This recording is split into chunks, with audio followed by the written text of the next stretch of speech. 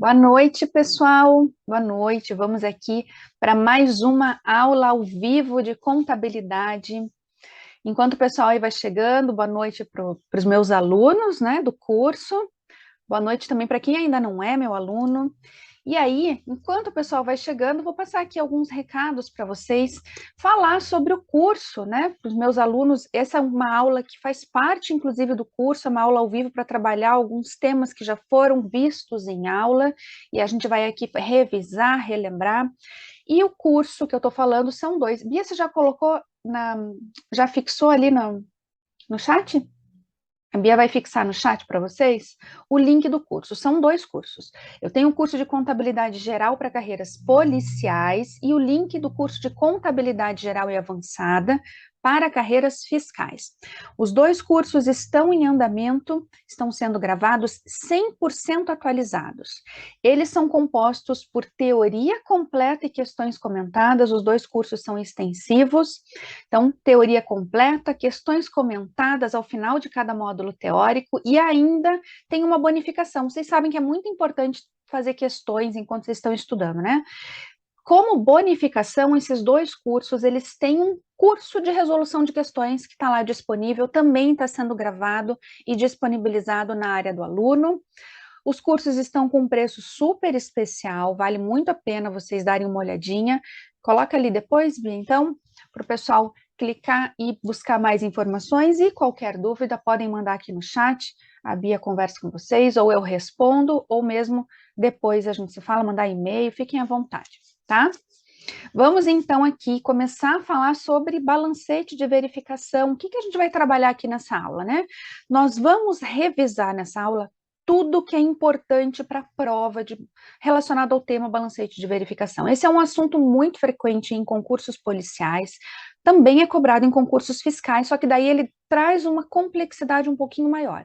Vamos resolver questões aqui em aula e vocês vão entender no decorrer da aula como que ele costuma cobrar em concursos fiscais, porque ele complica um pouquinho, mas vamos lá. A gente vai revisar então a parte conceitual, que é simples, rápida e tranquila, os modelos de balancete de verificação, e isso concursos policiais gostam, são aqueles balancetes de 2, 4, 6, 8 colunas. Vamos passar aqui também pelos elementos mínimos do balancete de verificação, erros identificáveis, e aí passamos pelos tipos de balancete, concluímos fazendo questões de prova, tá? Vamos então iniciar, pessoal? Vamos aqui, deixa eu pegar o material que eu preparei para vocês e a gente vai começar revisando a parte conceitual. Vamos lá. O que é o balancete de verificação? Do que a gente está falando afinal, né? Balancete de verificação é uma relação com todas as contas abertas no período, determinado período da empresa, tanto contas patrimoniais quanto contas de resultado, com os seus respectivos saldos. Então, é uma relação com todas as contas patrimoniais e de resultado com os seus saldos. E qual é a finalidade do balancete? Finalidade do balancete é verificar a correta aplicação do método das partidas dobradas. Deixa eu pegar aqui. Então, verificar a correta aplicação do método das partidas dobradas. E o que é esse método das partidas dobradas? Como que a gente verifica a correta aplicação desse método? O método das partidas dobradas é um método de escrituração contábil, né? O pessoal aí do curso já falou, já viu sobre isso no módulo de escrituração, os métodos que existem, né? O método das partidas dobradas é um método que nós utilizamos para escriturar, para registrar, para contabilizar. E o que esse método determina? Ele determina que em uma contabilização, o total de débitos deve ser igual ao total de créditos. E o que isso significa dentro do balancete? Significa o seguinte, pessoal, deixa eu mostrar aqui para vocês um modelo bem simples, a gente vai ver outros modelos aqui, temos vários, né? Então, só para você entender essa correta aplicação do método, quando nós elaboramos um balancete, esse é um balancete simples, nós vamos trazer aqui a conta e o seu saldo. E vamos trazer todas as contas abertas no período, lembra que eu falei? Relação de todas as contas abertas? Todas as contas que foram contabilizadas no período, nós vamos trazer com os seus respectivos saldos. Se for um saldo credor, vai ser apresentado aqui. Se for um saldo devedor, vai ser apresentado aqui. Ao final do balancete de verificação, nós vamos somar a coluna de devedores e somar a coluna de credores. E essas duas colunas têm que ser iguais. Tem que ser iguais. Por quê? Porque quando eu contabilizo, o meu total de débitos tem que ser igual ao total de créditos. E aí a gente consegue verificar o reflexo disso no balancete de verificação e também no balanço patrimonial. Quando nós elaboramos o balanço e o balanço fecha, ele fechou por quê? Ele fechou porque nós aplicamos corretamente o método das partidas dobradas. Tá? Porque a gente fez as contabilizações com total de débitos exatamente igual ao total de créditos. E aí fecha. Portanto, a finalidade do balancete de verificação é verificar a exatidão aritmética do método das partidas dobradas, verificar se ele foi aplicado corretamente e se as contas devedoras fecham com as contas credoras, se o total de débitos, né, consequentemente, foi igual ao total de créditos, ok? Continuando aqui, de onde são extraídas as informações para elaborar o balancete de verificação? Isso aqui já foi cobrado em algumas questões de prova. De onde nós tiramos essas informações? Nós tiramos do livro Razão, mais um link aí para o módulo de escrituração. Estão lembrados aí, pessoal? Os alunos do curso estão lembrando disso? Então, tiramos essas informações do livro Razão. Como funciona aqui? Qual é o raciocínio?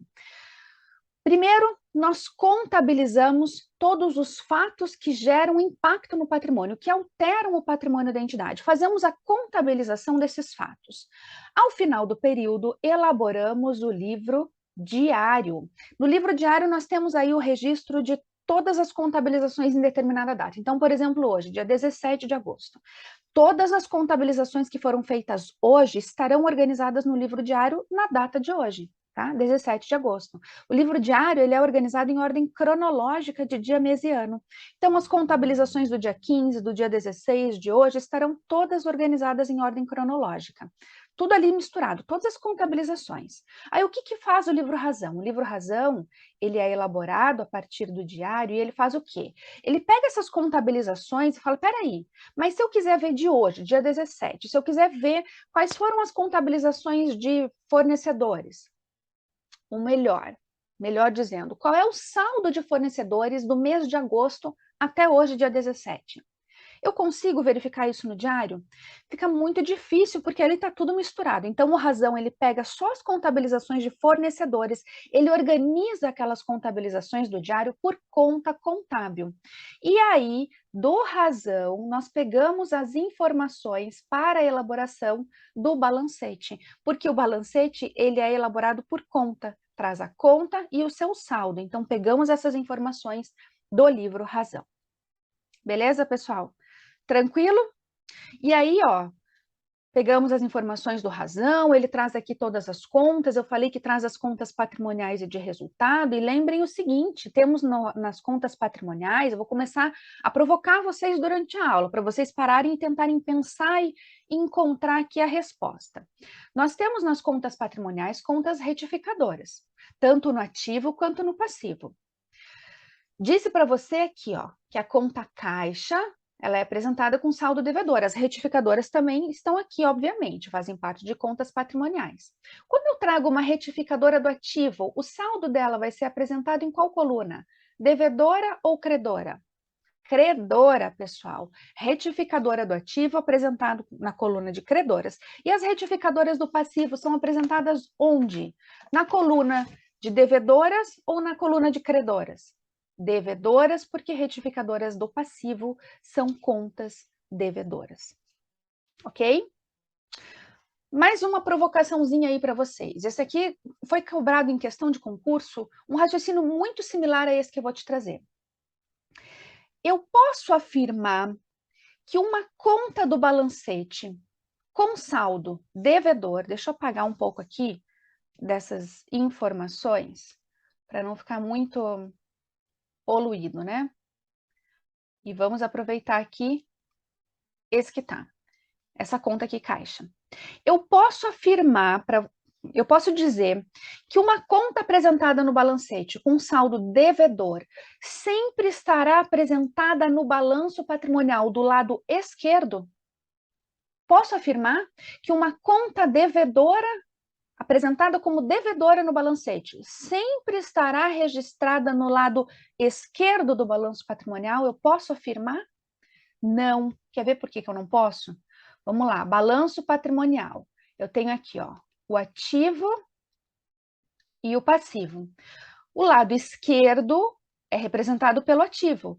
O ativo possui natureza devedora? De forma geral, sim, mas nós temos as retificadoras no ativo. E as retificadoras possuem natureza credora. Então, eu não posso afirmar que as devedoras, né, que as contas devedoras sempre estarão apresentadas do lado esquerdo do balanço. E também por que eu não posso? Porque eu tenho devedoras aqui, ó, no passivo, que são as retificadoras do passivo, tanto passivo exigível quanto patrimônio líquido.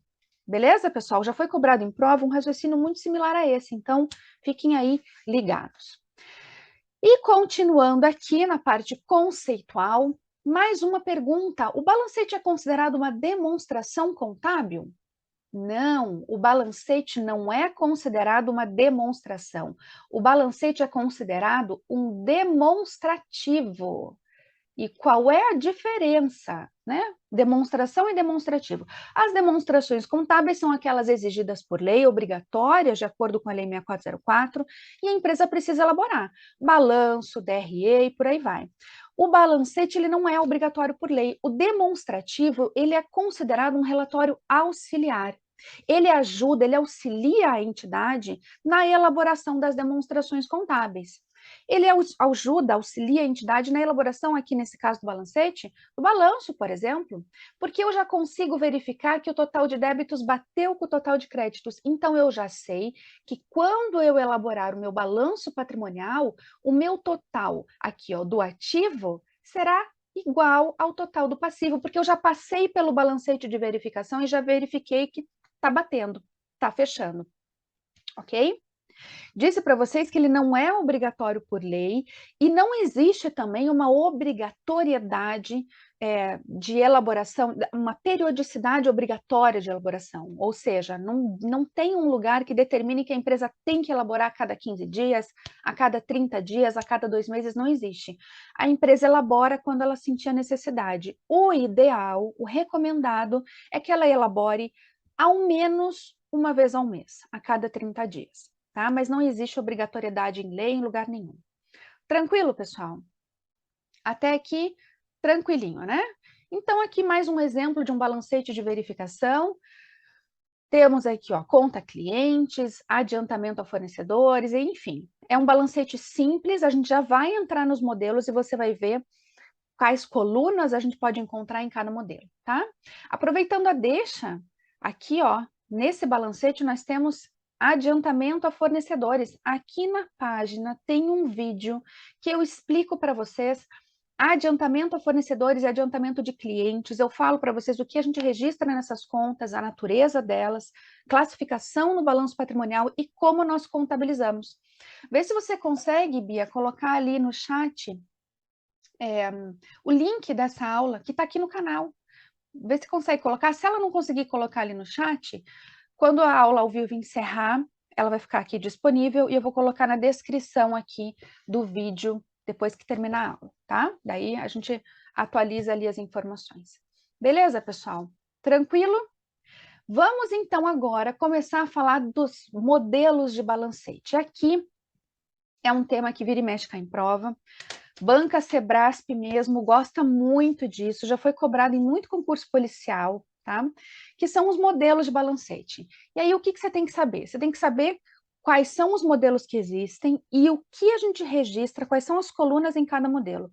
É tranquilo, vem comigo, vamos aqui dar uma olhadinha e eu vou desenhar para você esses modelos de balancete de verificação. Vamos começar aqui com o balancete de duas colunas.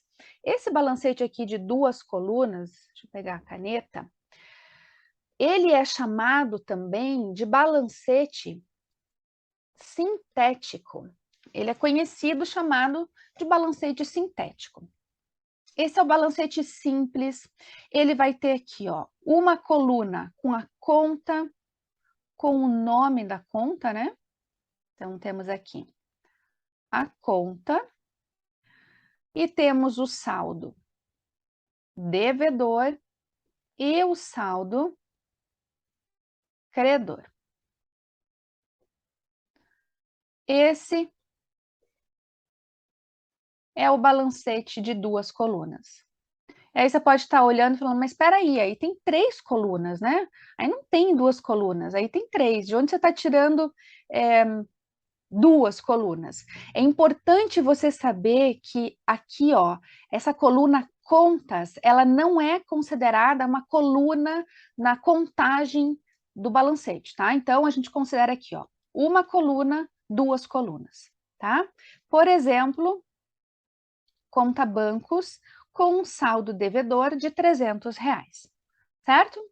Então, balancete de duas colunas apresentado dessa forma. Lembre, portanto, que a coluna da conta não faz parte da contagem, tá? O balancete de 4 colunas, esse balancete aqui, chamado de balancete analítico. É importante também que você conheça esses nomes aqui, balancete analítico. Ele possui as seguintes colunas. Vamos lá, lembrando, de novo, que a coluna da conta não é utilizada na contagem. Então, nós temos a coluna da conta, temos aqui o saldo anterior,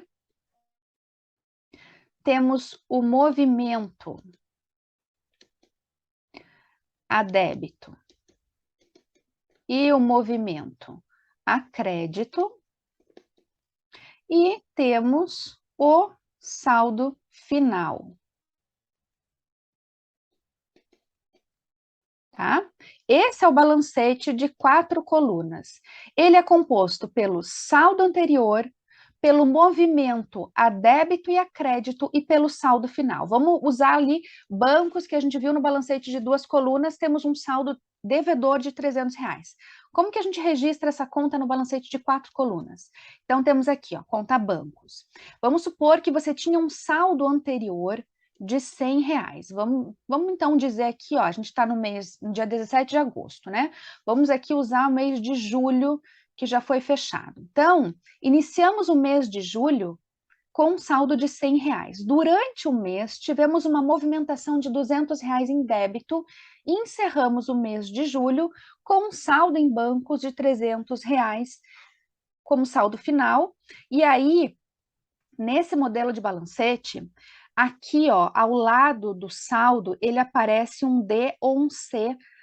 D para saldo devedor e C para saldo credor, tá? Então, ele demonstra dessa forma, né, se o saldo final e o saldo anterior, se eles são devedores ou credores. Tranquilo, pessoal? Acompanhando até aqui? Beleza? Vamos, então, agora para o balancete de 6 colunas. E aí você pode estar se perguntando, mas espera aí, e cadê o balancete de 3 colunas? Cadê o de 5? Não existe, pessoal, não tem, tá? Ou ele é de 2, ou ele é de 4, ou é de 6, ou é de 8. De 3 colunas não tem, de 5 não tem, também não tem de 7, tá? Vamos então aqui para o balancete de 6 colunas. Deixa eu pegar aqui. O balancete de 6 colunas também é chamado de balancete complexo. E a diferença desse balancete para o balancete anterior é que o saldo, nesse caso aqui, ele é desdobrado. Vamos lá. Nós temos então a coluna de conta, lembrando que essa coluna não é utilizada na contagem. Aí temos aqui a coluna de saldo anterior em débito, devedor, né? Ou crédito para saldo credor.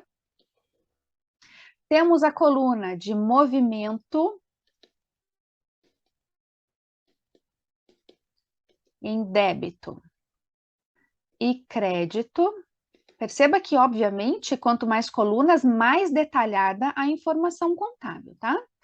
E, por fim, o saldo final, também aqui dividido em débito e crédito, ok? O que mudou do balancete anterior? Mudou que essas duas colunas, elas foram aí divididas em devedor ou credor. A gente não vai mais precisar apresentar se o saldo é devedor ou credor com o D ou o C ao final do saldo. Não, agora a gente tem essa coluna separando. Então, veja que nesse balancete nós temos aqui, ó, 1, 2, 3, 4, 5, 6 colunas, é o balancete complexo. Vamos aqui usar a conta bancos, que terminou o mês de julho com um saldo final de R$ 300 devedor. Vamos então demonstrar aqui. Bom, iniciamos com um saldo devedor de R$ 100, lembra? Iniciamos com um saldo devedor de R$ 100. O movimento que aconteceu, esse movimento aqui, ó,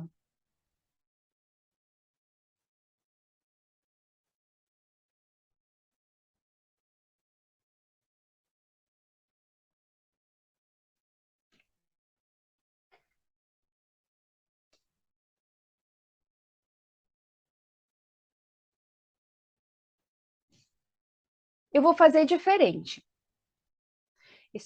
Esse movimento.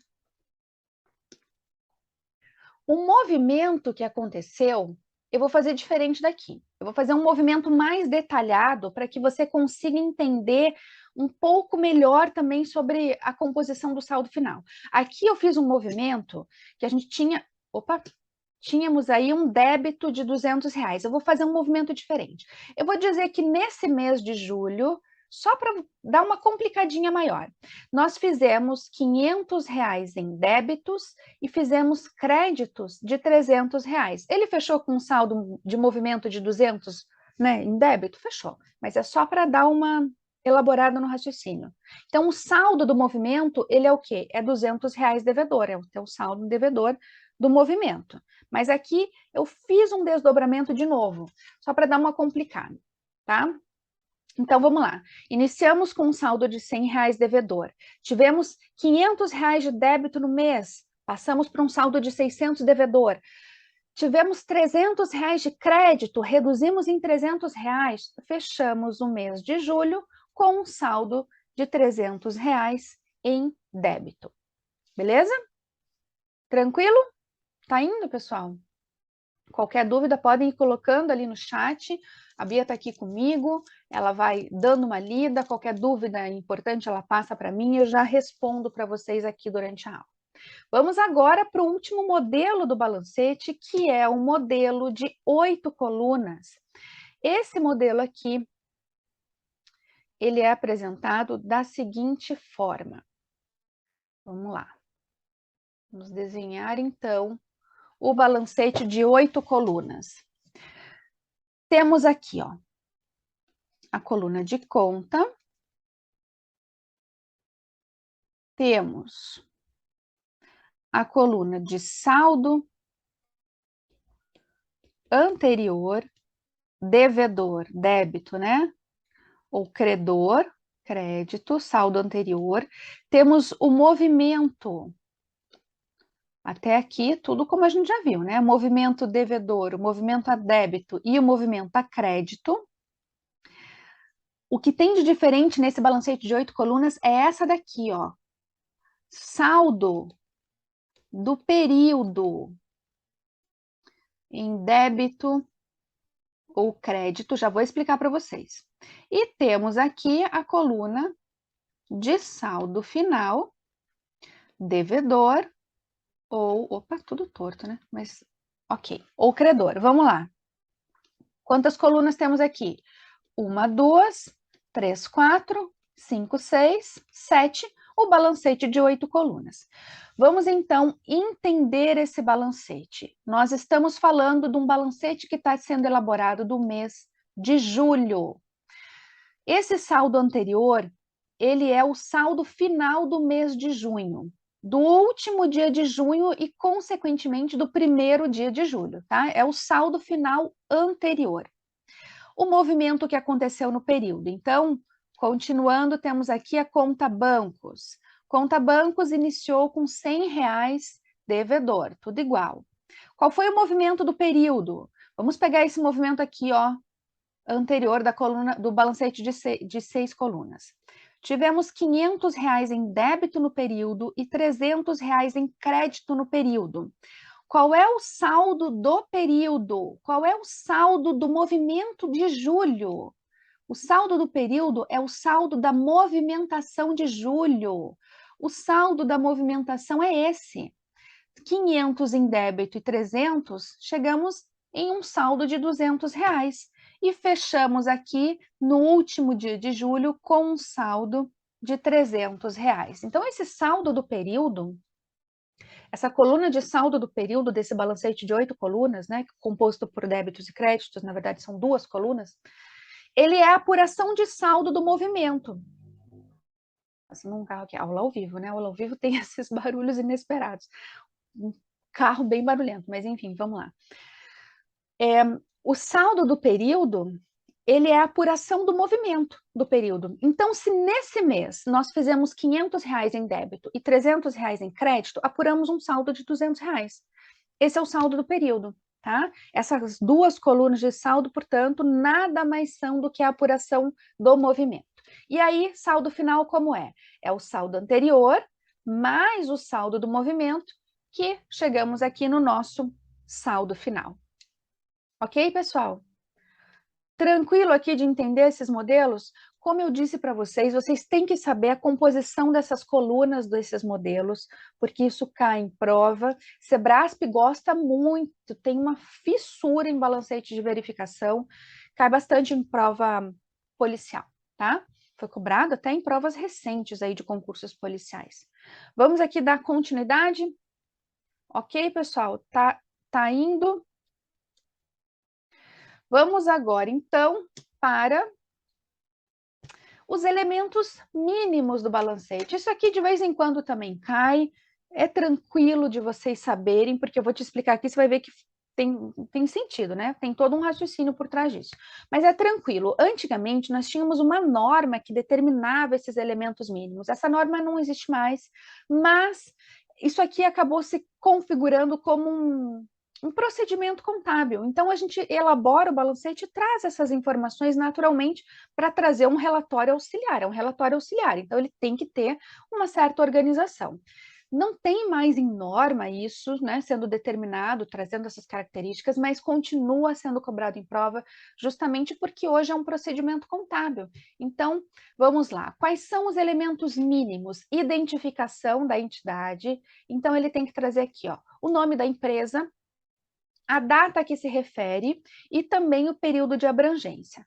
Data a que se refere esse balancete. Então, por exemplo, hoje, 17 de agosto. De que período? Nós fizemos o balancete de julho, do mês de julho de 2022, beleza? Identificação das contas e respectivos grupos, obviamente, né? Porque o balancete ele tem que ter toda essa composição aqui das contas.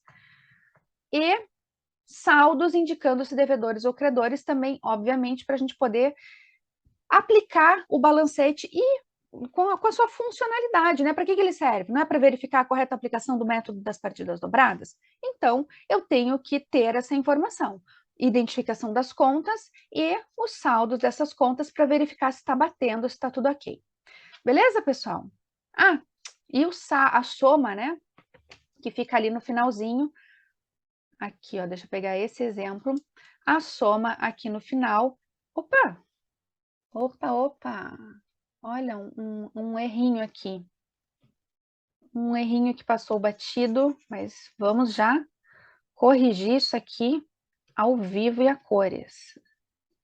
Vamos lá, R$ 500 de fornecedores mais R$ 2.000 de capital social, fecha em 2.500. Aquele balancete ali, ó, já não tinha fechado. Opa, vai tudo derrubando tudo aqui. O balancete ali já não tinha fechado, já estava com erro. E é justamente o que a gente vai falar agora, aproveitando e puxando o gancho.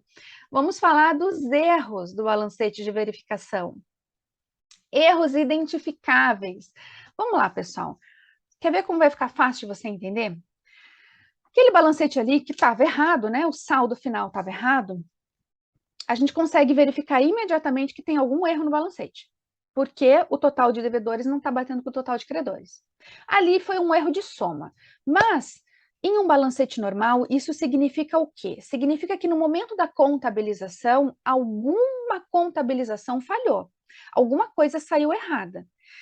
Eu disse para você que o balancete ele serve para verificar a correta aplicação do método das partidas dobradas. Então, o total de débitos tem que ser igual ao total de créditos e, consequentemente, o teu balancete vai fechar, certo? E aí eu pergunto para você, vamos aqui então voltar ali para o material, que eu quero te fazer uma pergunta. Se eu disse para você que o balancete serve para verificar a correta aplicação do método das partidas dobradas, vamos voltar lá para aquele balancete.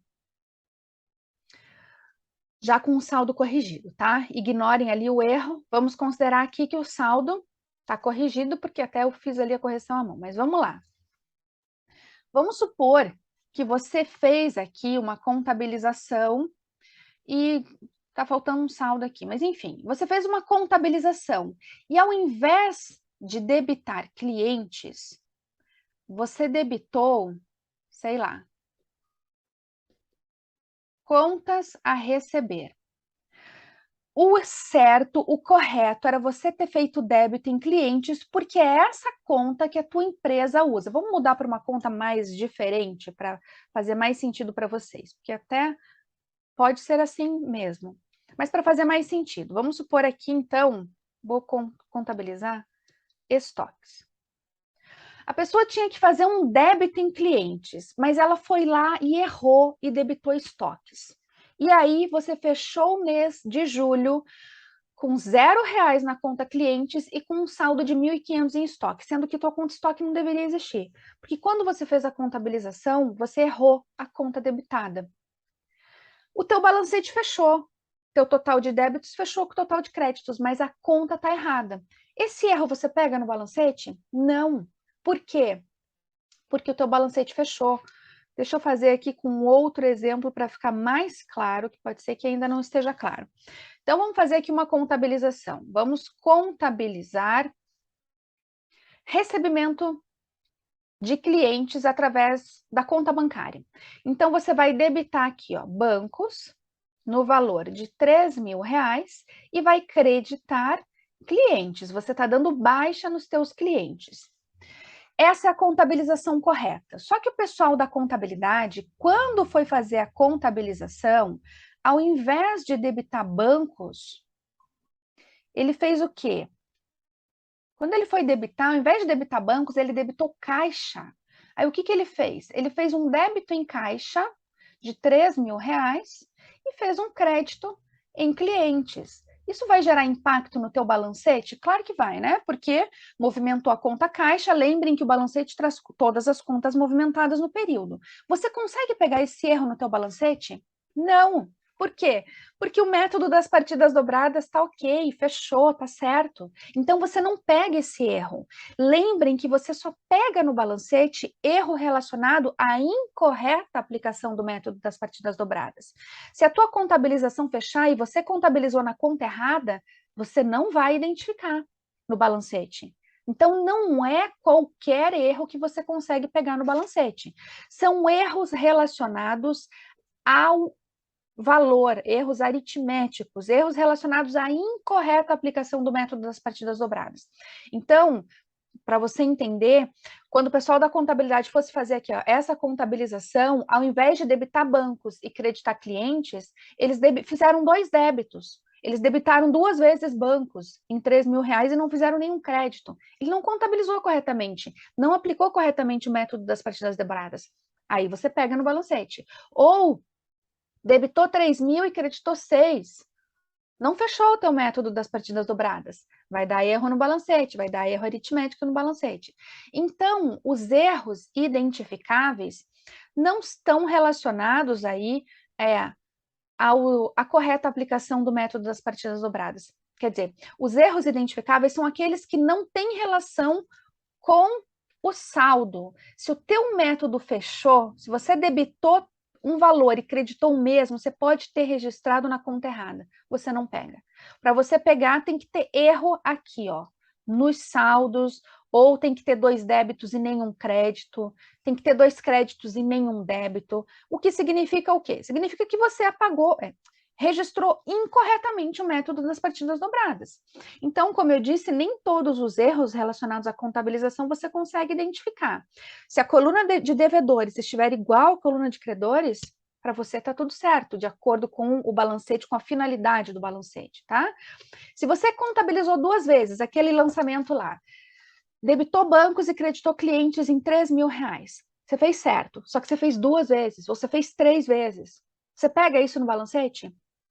Não, porque o método das partidas dobradas foi feito corretamente. O teu total de débitos está igual ao total de créditos, você não vai pegar esse erro, tá? Basicamente, a gente consegue identificar o erro, como eu já citei para você, caso nós tenhamos aí saldo com natureza incorreta ou erro na aplicação do método das partidas dobradas, como eu te expliquei. Então, ao invés de fazer um débito e um crédito de R$3.000 cada um, você fez aí, por exemplo, um débito de 3.000 e um crédito de 6.000. Tá errado, o teu método das partidas dobradas não fechou. Então, aí você pega erros na aplicação do método das partidas dobradas ou saldo com natureza incorreta. Por exemplo, aqui, ó, vamos voltar para aquele exemplo pronto. Conta clientes, ao invés de ser apresentada aqui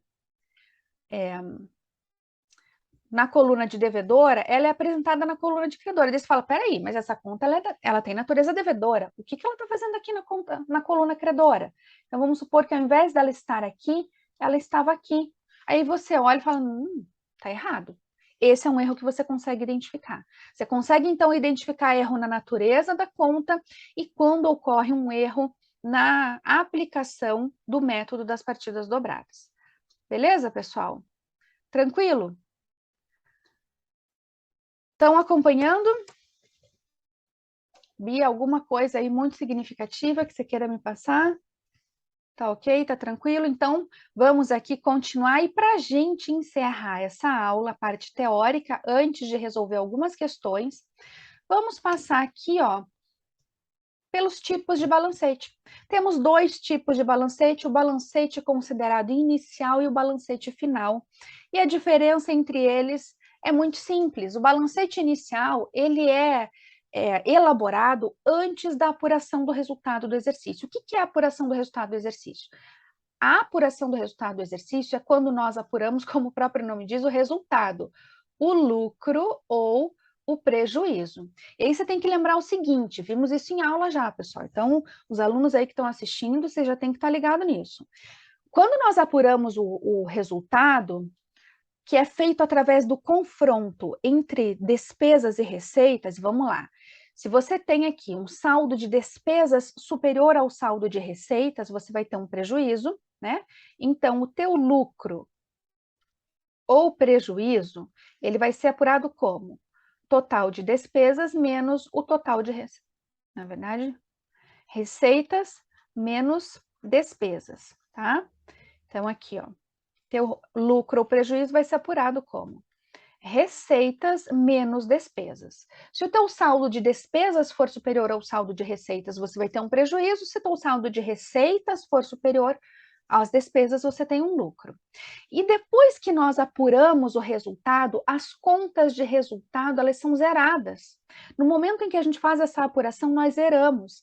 Lembrem que a apuração do resultado do exercício zera as contas de resultado e que elas são zeradas ao final do exercício. Lembram disso?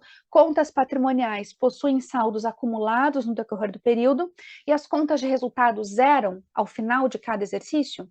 Então, pronto, é aí que está a diferença. O balancete inicial, ele é elaborado antes da apuração do resultado do exercício. E se ele é feito antes, ele vai possuir aqui na sua composição as contas de resultado. Então, ele tem contas patrimoniais e de resultado. Já o balancete final, não. O balancete final, ele é elaborado depois da apuração do resultado do exercício. O que eu acabei de te dizer?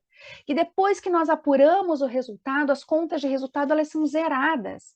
Então, você não vai ter saldo de receita e não vai ter saldo de despesa. Portanto, o balancete final, ele é composto apenas por contas patrimoniais, já que as contas de resultado estão zeradas. Tranquilo, pessoal? Foi aí? Revisamos tudo que é importante de balancete em quase 40 minutos, tá? Qualquer dúvida, coloquem aí no chat que a Bia já me passa, ou quem está assistindo depois, coloca nos comentários que a gente conversa. E para encerrar essa aula e ter certeza de que você conseguiu realmente aprender tudo que é importante relacionado a esse tema, vem comigo e vamos resolver aqui algumas questões que eu separei. Questões aqui de prova. A primeira delas é uma questão da Banca Sebrasp, é a que mais cobra balancete, tá? De 2021, que foi cobrado na prova da Polícia Civil de Sergipe. Ela diz o seguinte, essa questão. Para saber se os saldos iniciais e finais de determinadas contas são devedores ou credores, é necessário recorrer a um balancete de 8 colunas. Vamos lá, leitura atenta. Para saber se os saldos iniciais e finais de determinadas contas são devedores ou credores, é necessário recorrer a um balancete de 8 colunas? Não, pessoal, não precisa recorrer a um balancete de 8 colunas. A gente consegue essa informação com menos de 8 colunas. Aqui, ó. Balancete de 4 colunas já traz essa informação, porque aqui ao final ele vai trazer o D ou o C, então você já consegue identificar. E o balancete de 6 colunas, ele já faz a divisão. Então, você não precisa recorrer a um balancete de 8 colunas para ter essa informação. Primeira questão aqui que a gente está resolvendo está incorreta. Segunda questão também da Banca Sebrasp, foi cobrada no concurso da PF. Diz o seguinte: o balancete de verificação é um resumo ordenado de todas as contas utilizadas pela contabilidade da entidade que o apresenta, destinando-se a detectar todos os possíveis erros de contabilização eventualmente ocorridos? Não, acabei de te explicar, não são todos os erros. São os erros relacionados à incorreta aplicação do método das partidas dobradas e os erros de natureza da conta, quando ela está com a natureza inversa. Tá? Mais uma questão Sebrasp, vamos lá. Os valores concernentes às contas retificadoras do ativo e do passivo devem constar das colunas de saldos credores e devedores, respectivamente. Vamos lá, para saber isso, você tem que saber a natureza de conta e a complexidade do balancete, ela pode surgir aí. Porque as questões de balancete de verificação, elas podem trazer aí outros componentes da contabilidade. Ela pode cobrar de você natureza de conta, classificação dessas contas. Então, é aí que pode complicar um pouquinho. Vamos lá. Contas retificadoras.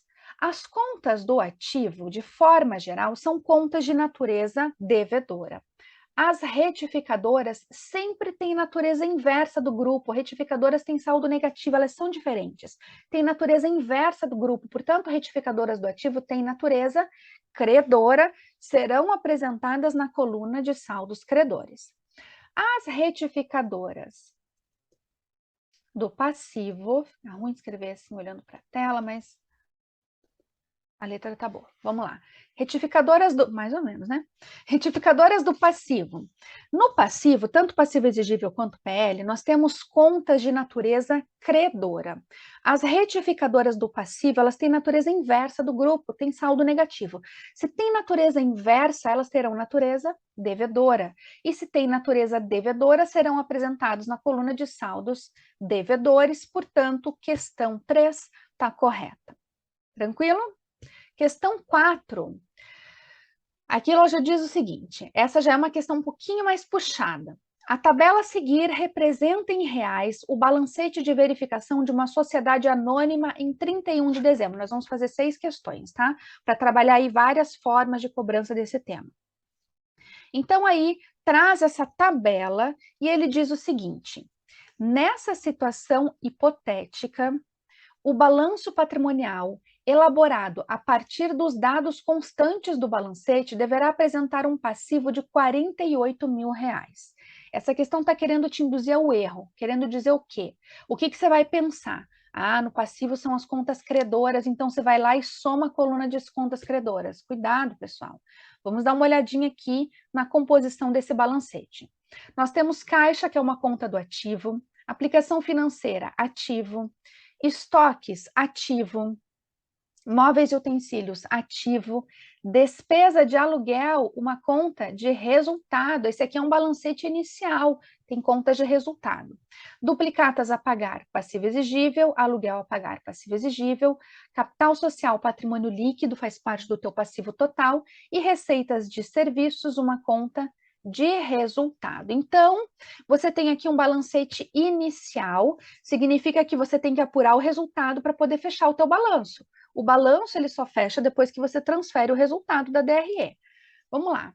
O que você tem aqui, então, no teu passivo? Você vai considerar aqui o saldo de duplicatas a pagar, 8.200, mais aluguel a pagar 3.000, mais 30 mil reais de capital social, e você vai apurar o resultado. Total de receitas menos o total de despesas. Apura o resultado, tá? O resultado, receitas menos despesas. Nesse caso, vai dar um lucro que vai ser transferido para o patrimônio líquido, por isso que eu já estou somando aqui, tá? Temos aqui um passivo que vai fechar em 45 mil reais. Beleza, pessoal? Entenderam o que eu fiz aqui? Vamos lá, só para explicar, caso alguém não tenha entendido. Aqui no passivo, você tem o patrimônio líquido. E aí na DRE, você tem receitas e despesas. O que você tem que fazer para o teu balanço fechar? Você tem que apurar o resultado. Nesse caso aqui vai ser um lucro, porque o teu total de receitas é maior que o total de despesas, e você transfere esse lucro para o patrimônio líquido. Então, eu estou considerando aqui o lucro no patrimônio líquido que fechou em 45 mil reais. Para você tirar a prova de que isso aqui está certo, você pode aplicar a equação fundamental. Ativo é igual ao passivo exigível mais PL. Teu total de ativo tem que fechar com o total do passivo, entende? Então, vamos lá. Se você somar as contas aqui, ó, do ativo, você vai chegar em 45 mil reais também, tá? Então, questão incorreta, não é um saldo de 48 mil, é um saldo de 45 mil reais. Tudo bem, pessoal? Bia?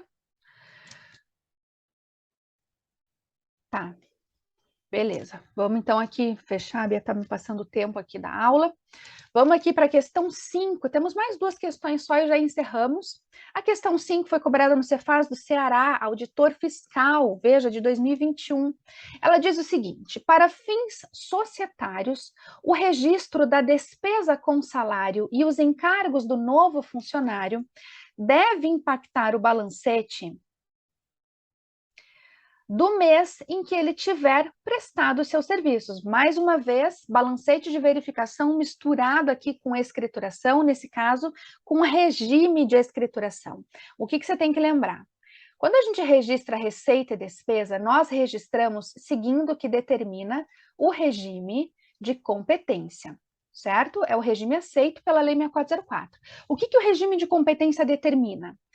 Que você vai registrar as receitas e as despesas quando ocorre o fato, independentemente de recebimento ou pagamento, não importa quando você recebeu a receita e quando você pagou a despesa, o que importa é quando o fato ocorreu, é nesse momento que você contabiliza. E se é nesse momento que você contabiliza, é nesse momento que você vai ter essa informação no teu balancete de verificação.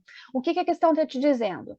O registro da despesa deve impactar o balancete do mês em que ele tiver prestado serviços? Sim, o mês em que o fato ocorreu, o mês em que a prestação de serviços ocorreu. Questão 5 está correta. E para encerrar, vamos fazer uma questão do Instituto AOCP. Essa aqui é uma questão de fiscal de tributos, mas Instituto AOCP é uma banca que também faz concursos policiais, então por isso que eu quis trazer. Não é só fiscal, né? E ele diz o seguinte, essa é uma questão boa.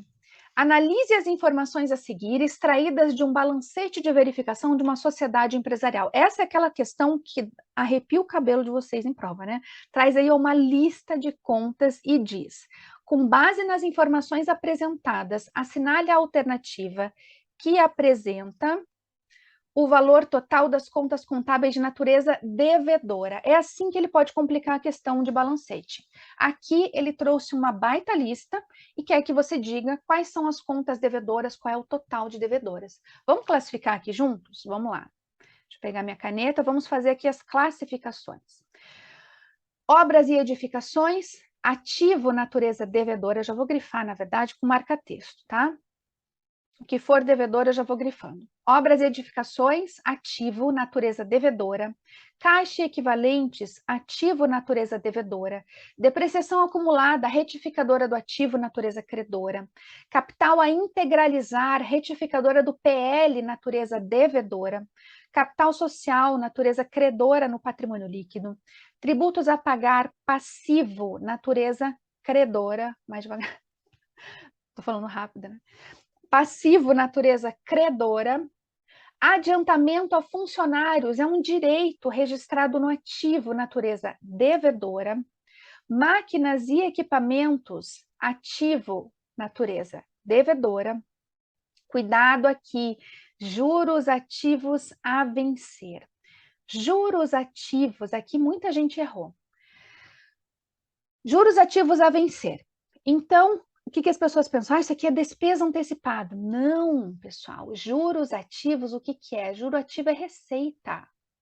Juro ativo é receita, portanto, nós estamos diante de uma receita antecipada. Se fosse juros passivos a vencer, seria uma despesa antecipada. Despesa antecipada é ativo. Receita antecipada é passivo. Então, tem natureza credora, tá? Cuidado. Temos despesas antecipadas que ficam registradas no ativo e temos receitas antecipadas que ficam registradas no passivo. Juros ativos é uma receita, juros ativos a vencer é uma receita antecipada, registrada no passivo, natureza credora. Receita com venda de mercadorias, uma receita da DRE, natureza credora. Reserva de lucros, patrimônio líquido, natureza credora. Ações em tesouraria, retificadora do PL, natureza devedora. Juros ativos, receita, natureza credora. Juros passivos, despesa, natureza devedora. Adiantamento de clientes é uma conta de passivo com natureza credora. Mais uma vez, né? Já falei aqui dessa aula que tem aqui no canal, né? Somando, então, os saldos. 120 mil, mais 100 mil, mais 50 mil, mais 12.500, mais 300, mais 5 mil, mais 5.900, chegamos aqui em um valor total de 593.400, gabarito dessa questão, letra A. 593.400. Beleza, pessoal? Ficou claro aqui tudo que é importante de balancete de verificação? Resolvemos essas questões também para você identificar como isso pode ser cobrado, como ele pode complicar. Alguma dúvida importante, Bia, do que a gente trabalhou aqui? Vamos então, tranquilo? Vamos então encerrar essa aula, mais uma aula ao vivo? Qualquer dúvida, se você está assistindo depois, coloca. Vai colocando aí na descrição do vídeo. Aqui o pessoal está com o chat aberto, né? Mas depois vocês podem colocar nos comentários que a gente conversa. Vamos encerrar essa aula, já passando um recado que semana que vem temos outra aula ao vivo. Ainda não coloquei aqui no canal, mas vou colocar. A gente vai falar sobre ajuste a valor presente. Essa é uma aula direcionada para o público de carreiras fiscais, para os meus alunos de carreiras fiscais, e vocês estão todos convidados, tá? Vai ser também na quarta-feira, às 20 horas. Vamos transferir para as 20, que fica mais seguro, Bia? E assim você consegue chegar a tempo? Tá, depois passa comunicado lá para a turma, com a mudança do horário. E aí, pessoal, 20 horas da quarta-feira da semana que vem, vamos ter então uma aula ao vivo sobre ajuste a valor presente. Beleza? Espero então vocês. Obrigada por quem ficou até agora. Bons estudos para vocês e até a próxima aula.